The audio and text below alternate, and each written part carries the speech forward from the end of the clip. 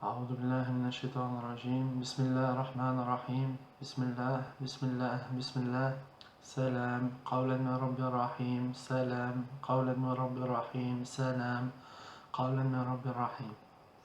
Aujourd'hui, nous allons discuter d'un sujet dont le libellé est connu de tout le monde, voire de tout l'univers, mais dont la connaissance du sens est inversement proportionnelle à celui-ci.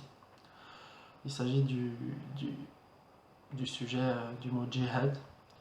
Et dans un premier temps, nous allons étudier, voir l'origine du mot étymologiquement, puis voir quel est le sens de ce mot dans la religion musulmane. Premièrement, en arabe, les mots sont tous originaires d'un mot racine. Et jihad, lui, est originaire du mot composé de 3 lettres, jim, ha, da, jahada. Et quand on regarde dans les dictionnaires quel est le sens de ce mot, on trouve aspirer à, s'efforcer ou faire un effort. Donc aujourd'hui, lorsqu'on demande à une personne de nous dire quel est le sens de ce mot, on va trouver guerre sainte, voire terrorisme. Mais qu'en est-il donc du sens dans la religion musulmane? Donc rien de mieux que de retourner dans les textes et de les analyser. Et premièrement, c'est donc de rechercher le premier verset qui a été révélé où il est mention du mot djihad. On retrouve cette première mention dans le verset 6 de la sourate 29, et je vais faire exprès de ne pas traduire le mot dans un premier temps. Donc verset 6, sourate 29, quiconque jahada, qui est lié au djihad, pour la cause de Allah, yujahidu, de la même manière qu'il y a djihad, en réalité que pour lui-même. Et dans le verset 69 de la même sourate, ceux qui jahadu pour notre cause, nous les guiderons assurément sur nos sentiers, car Allah est avec ceux qui s'appliquent à accomplir des œuvres salutaires. Ce qui est intéressant dans ces versets-là, et surtout le fait que ce soit les premiers versets où le terme djihad a été révélé, c'est que ces versets sont révélés dans une sourate qui est dite mécoise. Il y a deux types de sourates, les sourates mécoises et les sourates médinoises. La première partie fait référence à la révélation avant l'hégire, c'est-à-dire lorsque le prophète était dans la ville de la Mecque. Puis la deuxième, les sourates médinoises, lorsqu'il a émigré, lorsqu'il a émigré dans la ville de Médine. Et ce qui est très important, c'est que dans la première époque, donc dans l'époque mécoise, il n'y avait pas de guerre. Donc pourquoi révéler des versets où en apparence il y a le terme, où il y a notion de djihad, alors qu'il n'y a pas de guerre, il n'y a pas du tout d'affrontement, etc. On peut voir aussi dans la même sourate, ici on a vu le verset 6, on a vu le verset 69, il y a un verset entre les deux qui peut attirer notre attention, on va le citer maintenant, mais on va y revenir un peu plus tard. Donc c'est le verset 9. Et quant à ceux qui croient et font de bonnes œuvres, nous les ferons certainement entrer parmi ce qu'on appelle les salihin. Généralement c'est traduit par les gens du bien, mais dans la religion, dans le Coran, chaque terme est bien utilisé et a un sens précis. Et on verra plus tard ce qui est traduit par gens du bien, qu'est-ce que as-salihin. Donc nous avons vu les premiers versets où les mots djihad ont été révélés, nous allons voir quel est le sens et qu'est-ce qui est dit par le prophète dans les hadiths, dans les paroles prophétiques par rapport à ce terme. Donc premièrement, le prophète a dit, sallallahu alayhi wa sallam, dans son dernier pèlerinage, qui est très important pour la suite, donc il a dit dans son dernier pèlerinage, le mujahid, donc celui qui fait le djihad, écoutez attentivement, le mujahid est celui qui est en djihad contre lui-même, afin d'obéir à Allah par amour.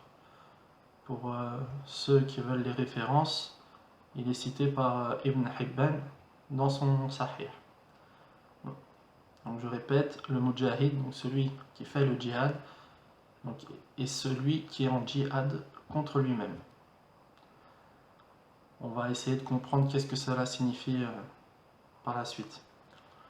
Il a aussi dit, le prophète sallallahu alayhi wa sallam, le fort n'est pas celui qui triomphe de ses adversaires, mais celui qui triomphe de son propre ego. Bon, la source de ce hadith, il a été cité comme authentique par un savant dont le nom est Al-Haythami dans son Majma' al-Zawaïd. Il y a un autre hadith également qui est relaté par la femme du prophète sallallahu alayhi wa sallam, qui dit: au messager d'Allah, nous voyons le djihad comme le meilleur des actes. Nous devrions, nous les femmes, donc y participer. Donc là, elle demande au prophète, pourquoi, comme le djihad est voit le djihad comme le meilleur des actes, et les femmes n'ont pas le droit d'y participer. Il répondit, donc c'est la suite du hadith, mais le meilleur des djihad est un hajj parfaitement accompli. Un hajj est généralement traduit par pèlerinage. Donc le meilleur des djihad est un hajj parfaitement accompli. Donc on a deux choses qu'on apprend dans ces paroles prophétiques. D'une part, celui qui fait le djihad, c'est celui qui fait le djihad contre sa propre personne, Celui qui est fort, c'est celui, non pas qui tue ses ennemis, mais celui qui tue son propre ego. Et le meilleur des djihad, c'est un pèlerinage, un hajj parfaitement accompli. Mais on peut entendre, il y a bien des versets qui appellent à ce type de djihad qui est de tuer les gens, d'appeler au terrorisme, de tuer. Pour cela, on va voir un verset qui est cité dans Surat 61, verset 4, qui en apparence fait appel au meurtre. Donc je vais le citer. Dieu aime ceux qui tuent dans son chemin en rang serré tel un édifice renforcé. Et comme je l'ai dit précédemment, chaque mot a un sens particulier dans le Coran. Et il ne suffit pas de lire un verset seul, décontextualisé, pour le comprendre. Pour l'analyser ici, on remarque que le verset commence par Dieu aime. Et pour voir ce que Dieu aime également, on lit dans le Coran et on retrouve Dieu aime les gens bienfaisants, Dieu aime les pieux, Dieu aime ceux qui se repentent et se purifient, Dieu aime les endurants, Dieu aime ceux qui lui font confiance, Dieu aime ceux qui jugent équitablement. Et on peut voir également la négation de ce que Dieu aime, donc ce que Dieu n'aime pas. Et on trouve Dieu n'aime pas les arrogants, n'aime pas les corrupteurs, n'aime pas les présomptueux, n'aime pas les semeurs de désordre, les traîtres et les transgresseurs. Donc il y a quand même une contradiction entre aimer ceux qui tuent et ne pas aimer les semeurs de désordre et les transgresseurs et les corrupteurs, et aimer ceux qui tuent et aimer ceux qui jugent équitablement. Et ici, quand on parle d'amour, il s'agit quand on parle de Dieu n'aime pas, plutôt, il s'agit de l'amour spécifique, non pas de l'amour universel, car Dieu aime toute créature, sinon il ne l'aurait pas créé.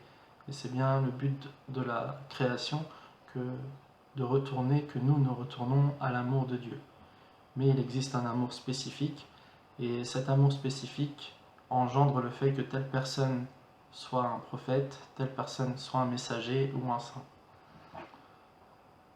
Donc on retourne au verset et on voit que donc, Dieu aime ce qui tue dans son chemin. Ici, il aime ce qui tue dans un cadre particulier, dans son chemin. Donc, quel est le sens de son chemin?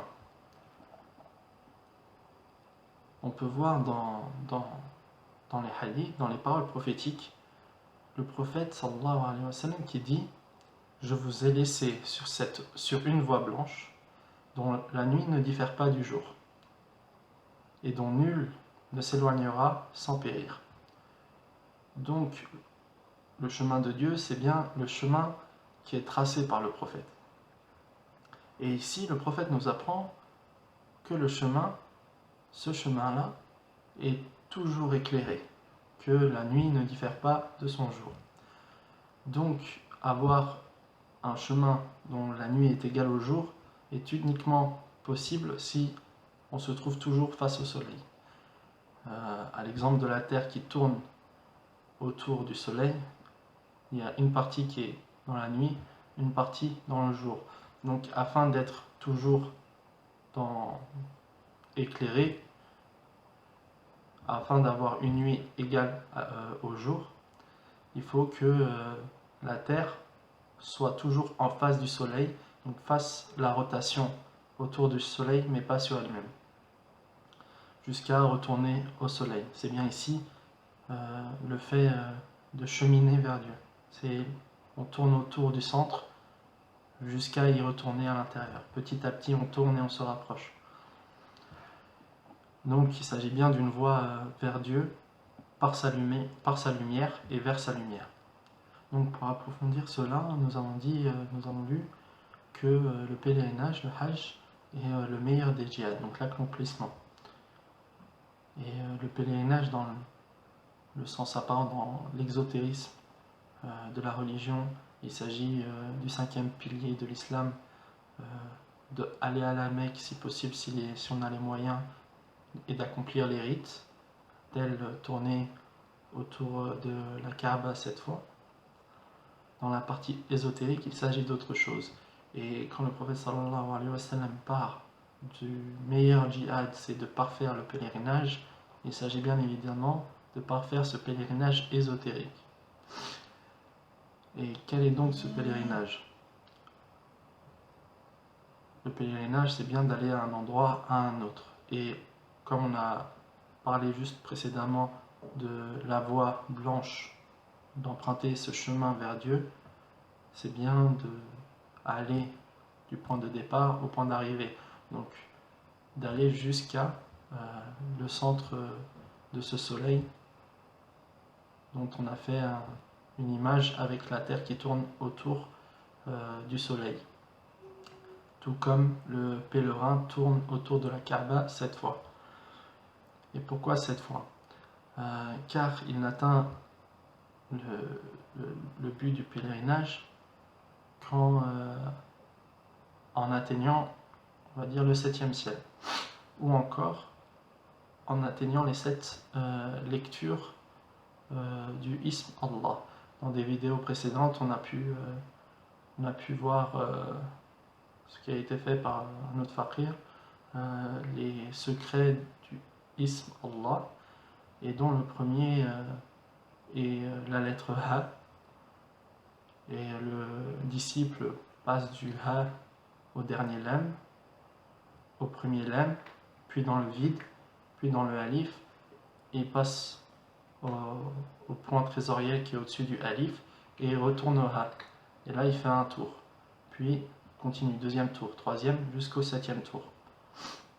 À partir de là, il arrive dans la dernière étape du pèlerinage ésotérique.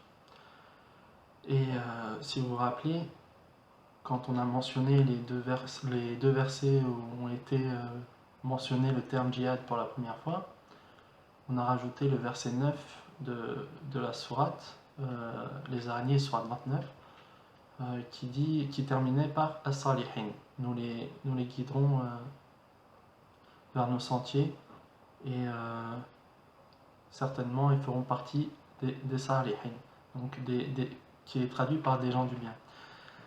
Et le terme Salihin a été employé par le prophète sallallahu alayhi wa sallam lorsqu'il a fait son voyage nocturne, lorsqu'il a été au-delà du 7e ciel, où il était avec Allah, et Dieu lui dit que la paix soit sur toi. Et à cet endroit précis, le prophète répondit que la paix soit sur nous et sur les serviteurs salihin, donc sur les as-salihin. Donc c'est ces salihin qui ont atteint au-dessus du 7e ciel et qui ont donc atteint qui ont fait 7 fois le tour de la terre ou de la Kaaba ésotérique. Pour résumer, le pèlerinage bien accompli, qui est donc le plus grand des djihad, c'est combattre l'ego et le tuer dans le sens où le dépouiller de toute illusion d'existence, dans un chemin lumineux dont la nuit ne diffère du jour, c'est-à-dire face au soleil ésotérique. Donc je rappelle le verset: Dieu aime ceux qui tuent dans son chemin en rang serré tel un édifice renforcé. Ici, donc, ceux qui tuent sont ceux qui tuent l'ego ou les égos. Et ces égos sont dans le chemin, sont dans la voie lumineuse. Et comme ces personnes, comme on l'a dit, ceux qui tuent, c'est-à-dire ceux qui ont fait le pèlerinage ésotérique, qui ont fait 7 fois le tour du soleil, qui ont fait les 7 lectures du Ism Allah, sont ceux qui ont été au-dessus, qui ont été au lotus, c'est-à-dire au-dessus du 7e ciel, et qui ont reçu l'autorisation divine de pouvoir tuer les égos. C'est-à-dire, ce sont les saints en islam, les awliya comme on les appelle, dont les prophètes et les messagers sont également des saints. Tout prophète est un saint, tout messager est un saint. Nous venons donc d'analyser un peu ce verset, où sans même contextualiser, sans même voir pourquoi il a été révélé, etc., juste en analysant les termes qui font écho dans les textes prophétiques et le reste du Coran. Certains disent il y a plusieurs lectures du Coran, donc on va voir si cela est vrai, et si oui, laquelle choisir, car selon certains, certaines lectures mènent à ce terrorisme. Donc on retourne encore dans les sources et on voit une parole prophétique où il est dit que le Coran a plusieurs lectures, c'est-à-dire il y a un sens extérieur, un sens intérieur, il a une limite et un point central. Donc il existe plusieurs lectures, mais ces lectures ne sont pas axées sur la largeur des sens, mais plutôt sur la profondeur des sens, c'est-à-dire la manière de la lecture. Dans le sens où une personne qui voit la lumière ne comprendra pas de la même façon qu'une personne qui ne voit pas la lumière. De même qu'une personne qui atteint la lettre A, donc le premier secret, ne va pas la lire de la même manière qu'une autre personne. Et cela est dû au fait que le Coran est lumière.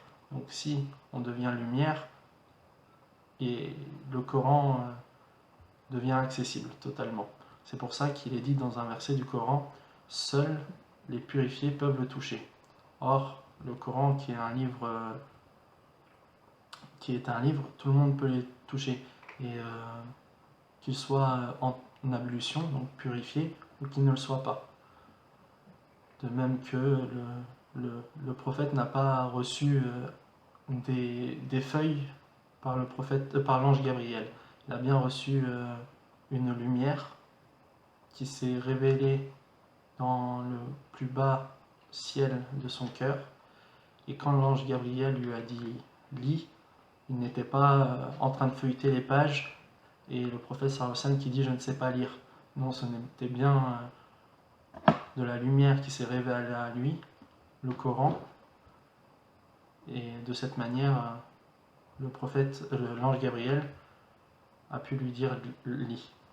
Donc, comment expliquer qu'une certaine lecture, ou que certains disent qu'une certaine lecture mène au terrorisme? Généralement, la lecture dite littérale.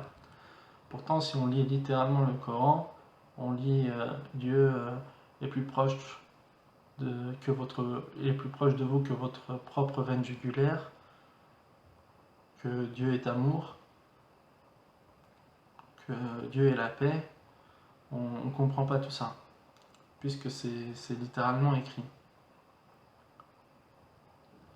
Et en fait, c'est plutôt au problème qui est on prend une partie et on délaisse une autre. Or, il est unanime et il est littéralement écrit que cela est de la mécréance, que prendre une partie et délaisser une autre. Par exemple,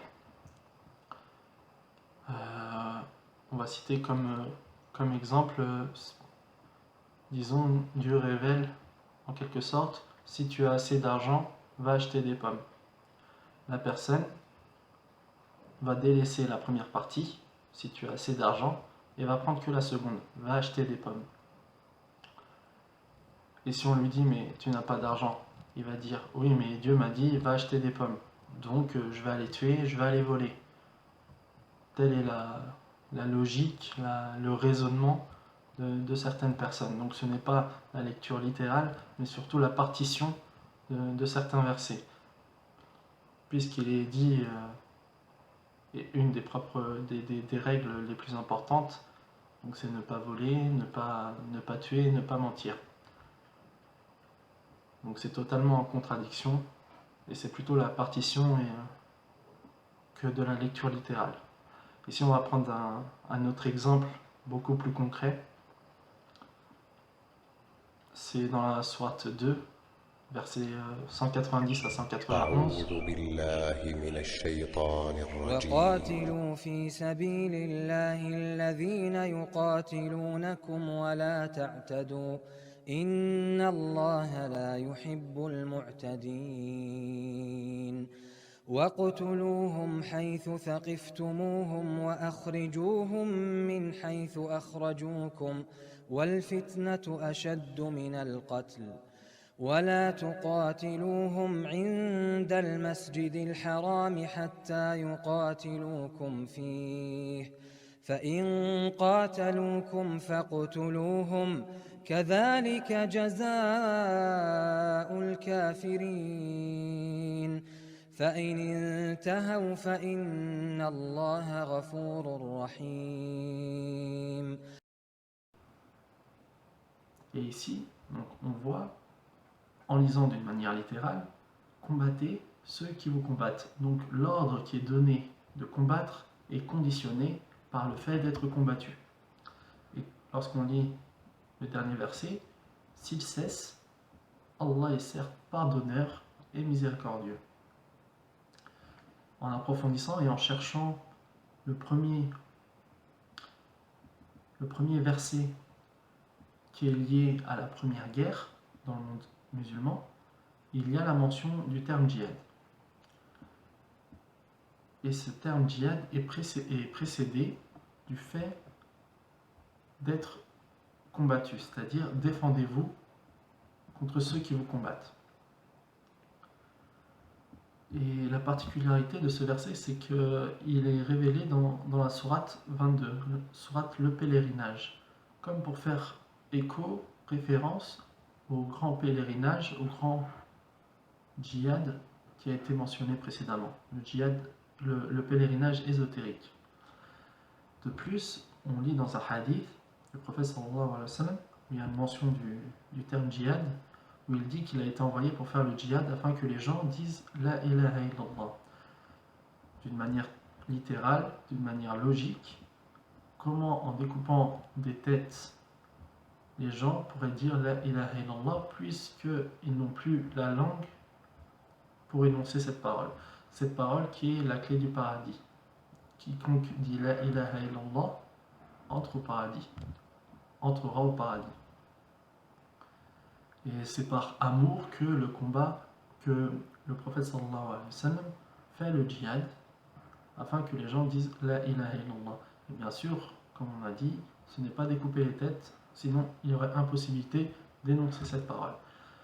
On peut dire, on pourrait croire que oui, c'est combattre, mettre le couteau sous la gorge et dire vas-y dis-le, vas-y dis-le. Il faut savoir que le point central de la religion, c'est la sincérité. Et tout acte est jugé en fonction de sa sincérité. Et il est dit dans le Coran, nulle contrainte en religion.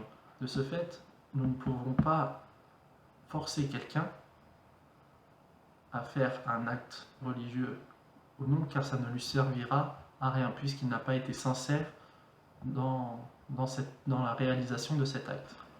On finira donc notre intervention par une parole d'un saint, Cheikh Junayd, reconnu de tout le monde musulman, où il dit « Le connaisseur d'Allah n'est pas considéré comme connaisseur jusqu'à ce qu'il ne devienne comme la terre. Cela lui est égal qu'un homme bon ou mauvais ne le piétine. Ou comme la pluie, elle tombe sans discrimination sur ceux qu'elle aime ou qu'elle n'aime pas. Ainsi, le connaisseur d'Allah est celui qui a effectué ou effectue le grand jihad, le grand pèlerinage, jusqu'à s'être dépouillé de l'illusion de son soi, et cela a eu comme conséquence le fait que la personne est devenue comme la terre, qu'il ne soit pas offensé par des agissements négatifs d'autrui. Et il est devenu comme la pluie, il se donne aux autres quand bien même ces autres personnes lui ont causé du tort, quand bien même ces autres personnes auraient tué sa famille, toute sa famille.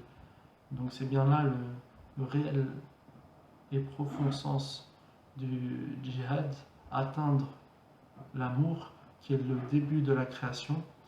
Dieu a dit dans l'un des hadiths Qudsi, donc c'est le prophète a dit que Dieu a dit, cela signifie le hadith Qudsi.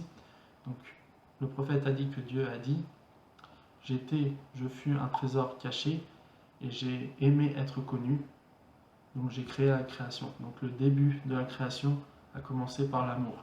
Et le but de cheminement, le but et le réel objectif, c'est de retourner à cet amour. والصلاة والسلام على رسول الله السلام علينا وعلى عباد الله الصالحين اللهم صل على سيدنا محمد وعلى آل سيدنا محمد كما صليت على سيدنا إبراهيم وعلى آل سيدنا إبراهيم في العالمين إنك حميد مجيد والحمد لله